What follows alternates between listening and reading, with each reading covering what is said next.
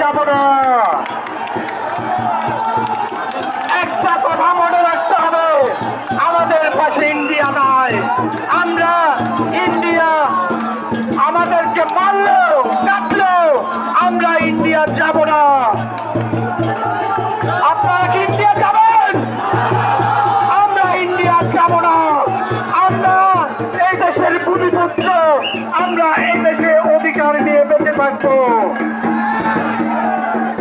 সকালবেলা পাশে একটা জাদুঘর আছে, আমি সেই জাদুঘরে গিয়েছি। সেখানে আমার কাদালের কৃষ্ণ মূর্তি, শিব মূর্তি, বিভিন্ন মূর্তিকে কাঠের বাক্সে বন্দি করে রাখা হয়েছে। আমাদের মূর্তিগুলোকে যদি আমাদের দেবালয়ে দেওয়া হতো, সেগুলো দূষিত হতো। এইভাবে আমাদের সঙ্গে সারা বাংলাদেশের বিভিন্ন বৈষম্য সৃষ্টি হচ্ছে।